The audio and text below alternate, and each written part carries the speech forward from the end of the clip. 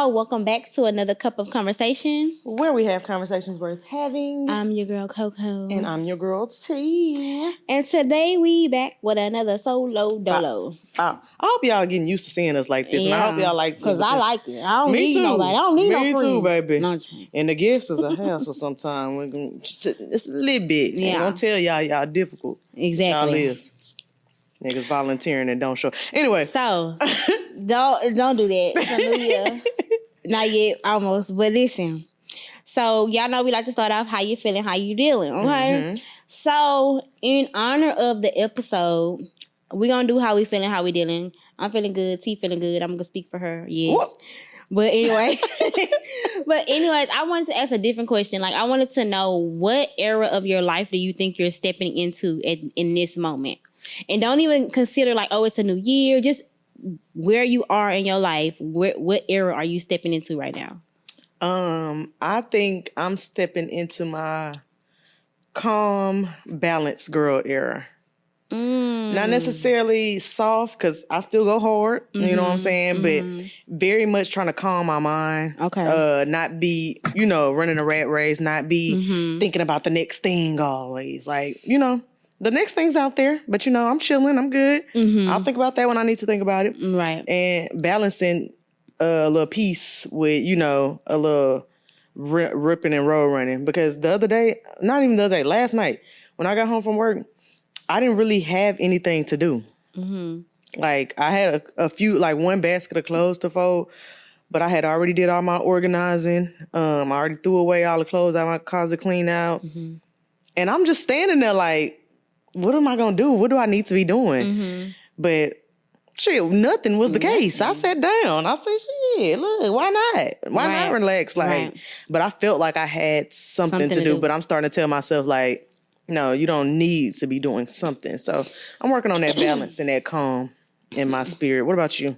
What era are you in? I think that I'm genuinely and truly in the era of, like, I just don't care for real. Like, well, when have you not been in that era? Really, T? Yes. No, I think that I've always wanted to be in that era. Mm-hmm. And the idea of it was like so far-fetched to me, and I struggle with just being in it versus being in it, coming out. Like, now I'm like in an era to where I can't even come out of it. Like, it's like I don't care about like nothing that I think people or others might assume you should care about, like things that's supposed to matter so much. And I feel like I got here because the things that we have always been told that mattered so much, we're seeing, even with this administration that we're under, we're seeing how none of this stuff was even real. Like, none of it was real, but it was only made to be real. It wasn't real in real life. Yeah. You know what I'm saying? Like, when you think about it, like speaking of this administration, when you think about it, they set some rules a long time ago, And we just been doing it.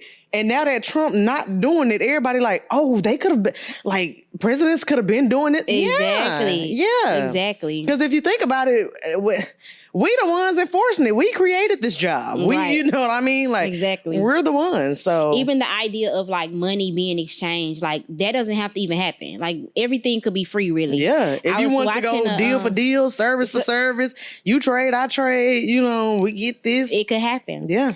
So I'm just in a era of like, I don't care about nothing. I'm trying not to let anything stress me, especially things that like we have been programmed to believe are bigger than they are. I'm just in an era of like, it don't matter. Like, yeah, I don't have to do that. But anyway, so y'all know I be saying what I be saying. I said what I said, but y'all know we have a segment where what I meant was, and I'm woman enough to say when I ain't gonna never be wrong, but when I could have came off a little strong. No, I ain't gonna never be wrong. Hold on, you was going down the right path. Wait till you watch this back, because I'm sitting here like, but hold on now. I'm never gonna be wrong, because not I'm never gonna be wrong. I can't be wrong. I'm just joking, y'all, but it's very rare. Mm-hmm. But no, not because I can't be wrong, but because, like I just said before, like what we believed is for so long is the truth. Yeah. Half of the time, no, the truth is what you want the truth to be, or what you make the truth. You know what I'm saying? So what I have understood, is that I have a different way of thinking about things. And we already talked about that, like due to whatever circumstances, parents, whatever, right? But I can agree that when I was talking in the last like 2 episodes, mainly I know T was asking about the people, like, what about the people that don't know?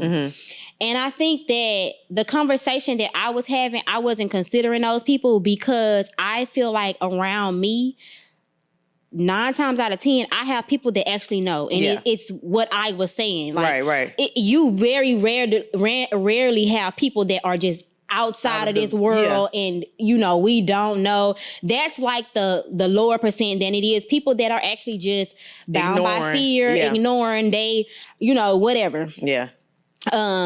And the reason I wanted to say this is because I do want this conversation to be moved along, and I want it to be, like we always say, solution based.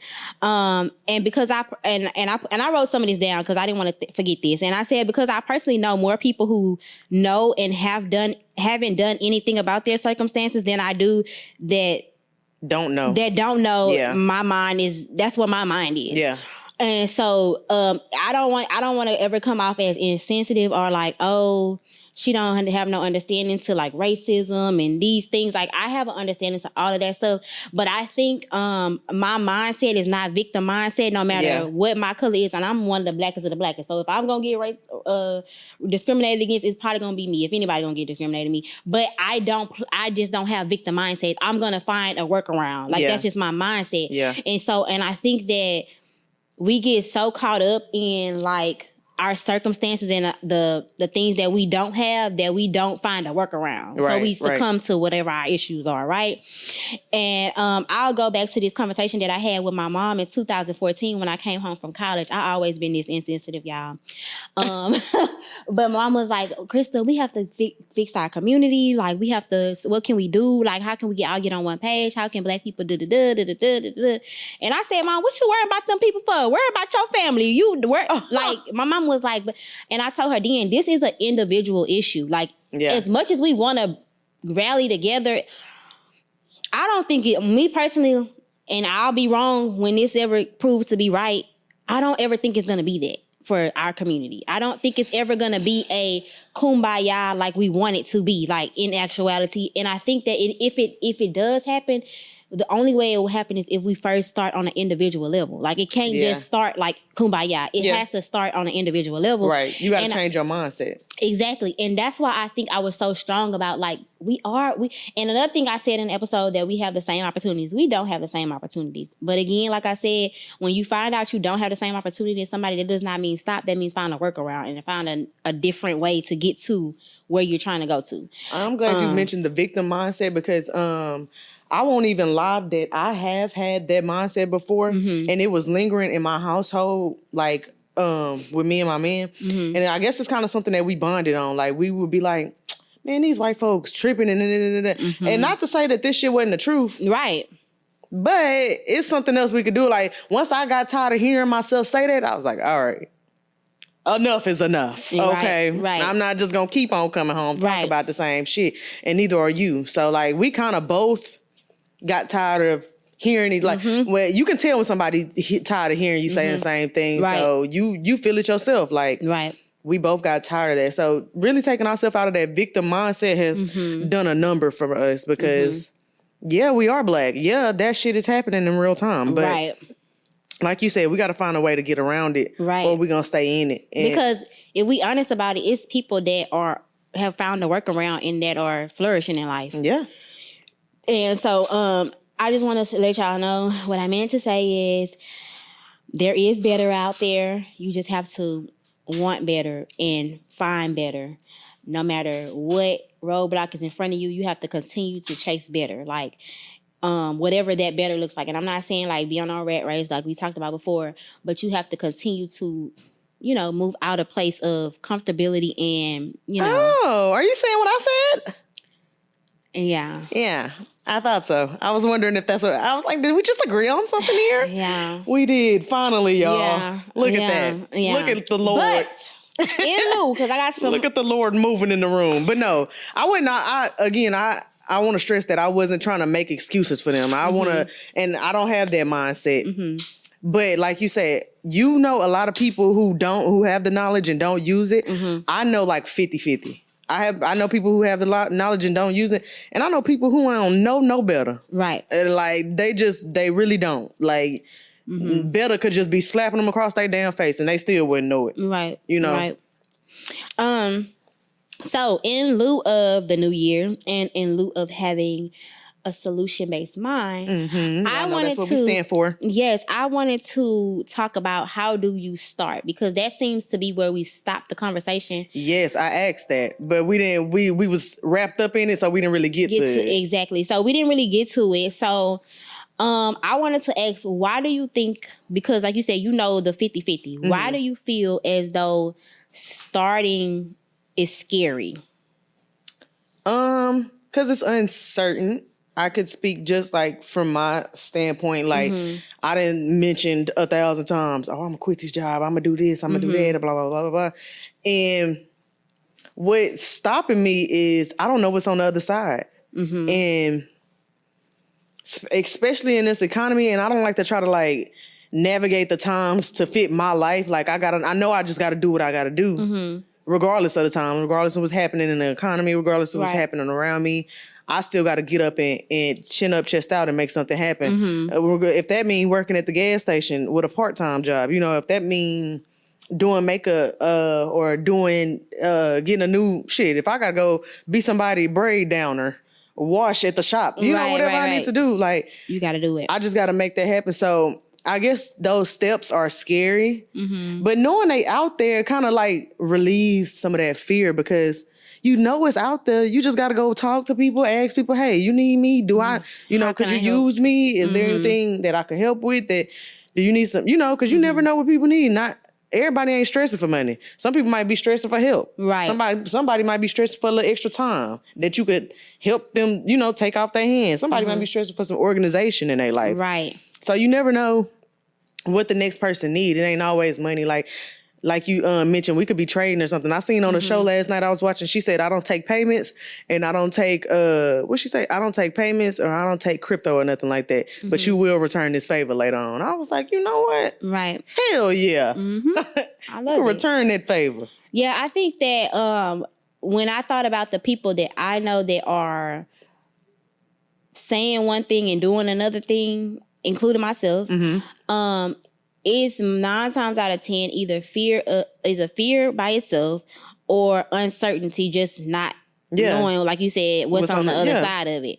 And so who could you say, whose opinion has the most power over your decision right now? Because a lot of times, not only is it fear just by itself or uncertainty, it's fear of what people gonna think or what people gonna say and things like that. And so if you could be honest with yourself and think about whose opinion has the most power over your decisions right now, and did you consciously give them that power? I would say in first place, I'm my biggest critic. Like I am on my head like so much all day, every day. When really, like I was just saying about yesterday, thinking about what I need to be doing, I could relax. I could sit down. I could chill. Secondly, I would say my mama. Just because she's like a 9-to-5 person, again, like I mentioned, like she's like super 9-to-5. And me and my sister were discussing this on the phone the other day. And I see myself turning into her. And it's not to say that like she got this like sucky ass life or she made dumb decisions or she's not to say any of that, but like I watched my mama come in so many times from 12-hour shifts, either tired as fuck or just unhappy. I ain't never seen her come home from work like, hell yeah, I had a good day. Maybe once or twice over the 20 years I done watched her work. Wow. So like, I'm seeing myself turn into that person, like waking up in the morning. I'm telling you, when I open my eyes, I'll be like, fuck, I hate going to this place. When I get home, I'll be like, whew, I'm glad I made it through the day. Like, you know, like I feel like I'm starting to be just like that. So I got to break myself up out of that. And me and my sister been talking about like having little, you know, kind of, I don't want to bombard my mama with like, you need to learn financial literacy. You need to learn this. You need to learn like, and I feel like that's kind of with the new school, like us, we kind of bombard people with just because we learning better. Like, you need to have boundaries. We kind of do that sometimes. So I think me and my sister trying to find ways to implement like little conversations here and there. Like, whenever we go eat or if we just at the house chilling, like, they ask us all the time, why y'all don't come down here so much? Why y'all don't do this so much? We need to start doing something better as a family. We tired of sitting around talking and gossiping. We need y'all to start coming up with some investment plans. Let's start talking about how we can that comes own or buy this or do that. That comes with being a leader in your family. So when me and Carrie got married, we started with our family. We used to have family meetings every Sunday. And so after family meeting, you would have to bring your notebook and you would have to have like your ideas or things the businesses that you could see, whether it was going to be a solo business, whether it was something the whole family could do. And we still do those. Now not as intentional as we were before, but I think that has gotten my family in a place of, I think those meetings, even my friend, because one of my friends, she used to actually come to the meeting because she was like, man, I wish I had family that thought like this and did stuff like this. And she just we were on the phone and she was like, y'all still be doing the Sunday family meetings? I need to come because I need to get my life together like that or whatever. And so I think that it just takes the initiative of somebody to say like, okay, what's your plan? What you doing? And see, I thought my mama was that like leader of the family. But what it was is she was leading the family financially. She was the one making the most money around there, but she wasn't the one with the most financial knowledge. Right. And she wasn't the one like initiating those ideas. So I felt like being her daughter and being the one with these ideas, I could probably be the one to start placing those seeds into the family. I'm like, all right, y'all want me and my sister to drive 2 hours down here just for Thanksgiving or Christmas, just to sit around and watch y'all drink and play cards?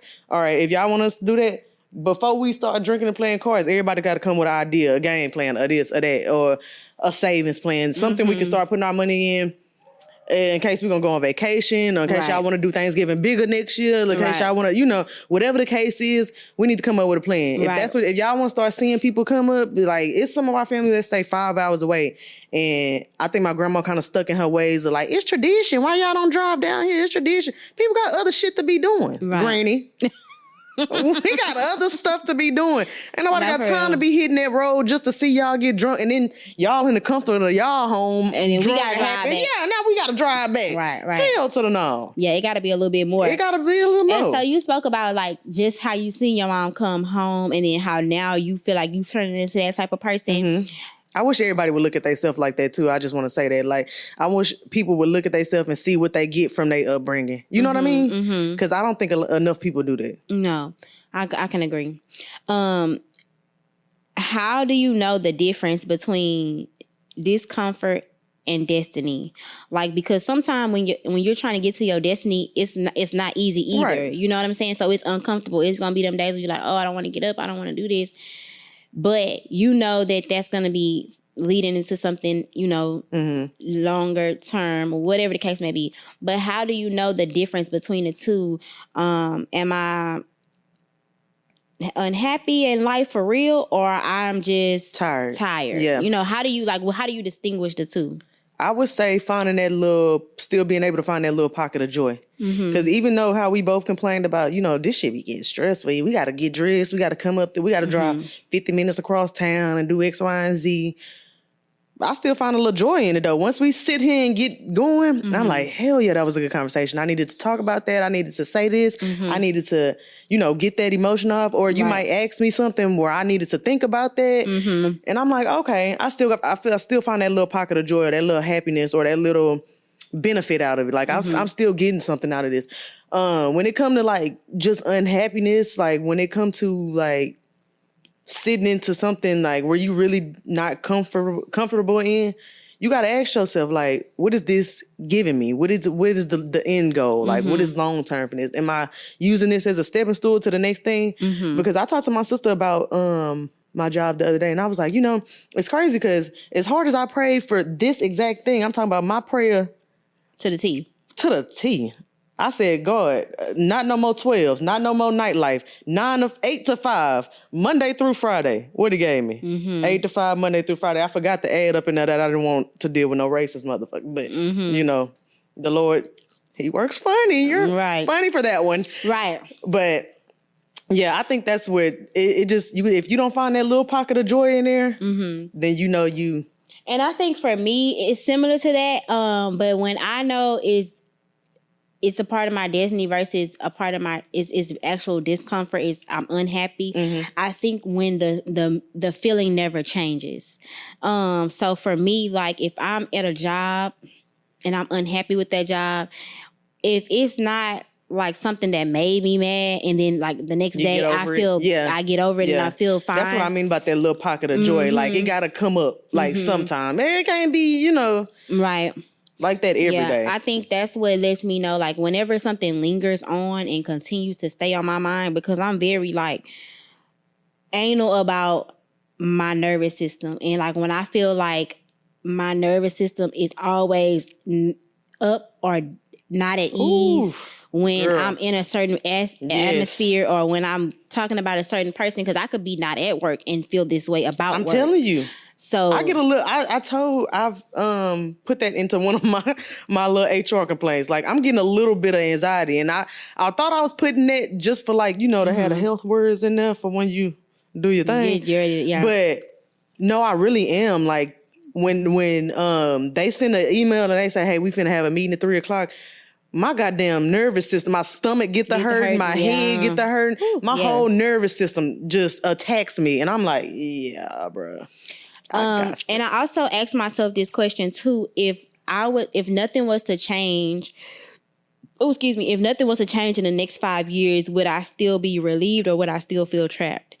And if I feel like I'm still going to be trapped, I know that this is not aligned to my destiny. Like it's not purposeful. Yeah. And I think something can be purposeful in your life for a season, because I do believe that your purpose evolves. Yeah. As you grow and stuff like that. So I think when it doesn't align with my purpose, and it makes me feel like I'm suffocating and I'm not moving and I'm not progressing in life. And like we said, you don't always have to be going somewhere in life, but progression is inevitable. You know what I'm saying? Right. So I feel like if I'm not progressing in some way, shape, or form, that means I'm stagnant and I'm not moving towards my purpose. Right. Right. So I like that you said that, because I don't even think you realize how sometimes the things that you say stick with me, or even probably other people too. But remember that one time we was talking about, I was talking to you something about my relationship, and you was like, I think we was trying to like talk about preparing for marriage, and you was like, if nothing changed, would you still be cool with the person that he is? And then that stuck with me. So I go to church one Sunday, and he was like, y'all gotta love God for his character. If he don't do nothing else for you right now, would you still love? And I'm like, okay, if nothing changed. That's what Coco said, if nothing changed. Tenderism. Look, come on. Because I said, that's what she said, if nothing changed. And then I swear to God, somebody else said, I couldn't remember what I was watching. I was watching some little show. And they said the same thing again. I said, the third time's a charm, baby. If nothing changed, it is what it is. I'm finna quit the job. Right. No, for real. Okay, so moving, thinking about that, another thing is, I'm going to say this before I move on. Another thing that I had wrote down in my notes is that when I start to feel like self-betrayal, like when I feel like I'm betraying myself. Yeah. Like you're doing yourself a disservice. Yeah. And like, for instance, like with my job now, I loved my job. Y'all know I talked about my job when I first got this job, and like last year in December. And I love my job. Some things have changed in my job. The expectations are different. My why is not as strong anymore because of those circumstances in my job. And currently right now, because I've always been able to leave whatever I wanted to do. Like when I left teaching the first time, I literally told my boss, I was like, hey, I'm not coming back next year. And I didn't come back next year. Right.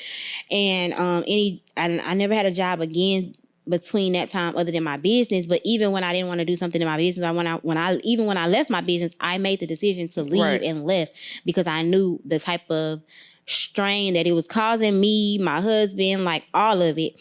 And I feel like now in this position that I'm in, I'm betraying myself because I'm not able to easily walk away now. Right. And it's not because I'm tied to the money of it, even though the money is really good.